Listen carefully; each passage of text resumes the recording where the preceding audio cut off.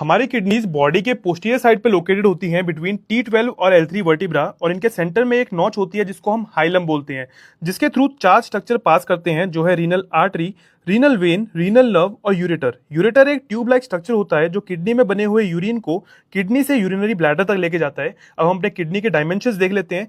हर एक किडनी की लेंथ 10 से 12 सेंटीमीटर, विड्थ 5 से 7 सेंटीमीटर और थिकनेस 2 से 3 सेंटीमीटर होती है। और हर एक किडनी का वेट बस 120 से 170 ग्राम ही होता है। अगर हम किडनी को सेंटर से स्लाइस करें तो इसके अंदर हमें दो रीजन्स दिखाई देते हैं। बाहर वाले रीजन को हम कॉर्टेक्स बोलते हैं और बीच वाले रीजन को हम मेडुला बोलते हैं। मेडुला के अंदर 10 से 12 ये कोनिकल स्ट्रक्चर्स दिखाई दे रहे हैं, इनको हम मेडुलरी पिरामिड्स बोलते हैं। एक बात नोट करना, हर एक मेडुलरी पिरामिड एक कोनिकल स्ट्रक्चर में खुलता है जिसको हम माइनर कैलिक्स बोलते हैं। तीन चार माइनर कैलिक्स मिलकर बनाती हैं मेजर कैलिक्स और तीन चार मेजर कैलिक्स मिलकर बनाती है रीनल पेल्विस, जिसमें आके यूरेटर जुड़ता है और कैलिक्स का प्लूरल होता है कैलाइसिस। तो तुम्हें रीनल पेल्विस और कैलाइसिस के बीच में डिफरेंस पता होना चाहिए। हर एक किडनी के अंदर 1 मिलियन यानी 10 लाख नेफ्रॉन्स होते हैं और ये नेफ्रॉन ही स्ट्रक्चरल और फंक्शनल यूनिट ऑफ किडनी होते हैं, क्योंकि यही यूरिन फॉर्मेशन करते हैं with the help of 3 steps जो है फिल्ट्रेशन, रिजॉर्प्शन और सिक्रीशन। अब इस नेफ्रॉन का स्ट्रक्चर हम डिटेल में डिस्कस करेंगे। ये बना है दो पार्ट्स में, पहला है ग्लोमेरुलस और दूसरा है रीनल ट्यूब्यूल। तो अगर एक फ्लो चार्ट बनाए नेफ्रॉन का कि नेफ्रॉन के दो पार्ट्स हैं, पहला है ग्लोमेरुलस और दूसरा है रीनल ट्यूब्यूल।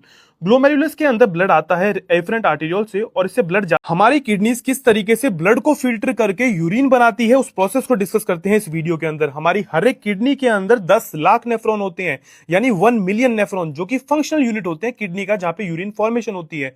हर एक नेफ्रॉन के दो पार्ट्स होते हैं। पहला पार्ट है ग्लोमेरुलस जो कि बना है एफरेंट आर्टेरियोल से, जो खुद रीनल आर्टरी की एक ब्रांच होती है। और नेफ्रॉन का दूसरा पार्ट है रीनल ट्यूब्यूल, जिसके 4 पार्ट्स होते हैं। रीनल ट्यूब्यूल का सबसे पहला पार्ट है बाउमन्स कैप्सूल। वो एक कप लाइक स्ट्रक्चर है जो हमारे ग्लोमेरुलस को चारों तरफ से घेर लेता है, जो कि यहां पे तुम येलो कलर से देख सकते हो। दूसरा पार्ट है रीनल ट्यूब्यूल का प्रॉक्सिमल कन्वर्टेड ट्यूब्यूल, तीसरा पार्ट है लूप ऑफ हेनले और चौथा लास्ट पार्ट है डिस्टल कन्वर्टेड ट्यूब्यूल।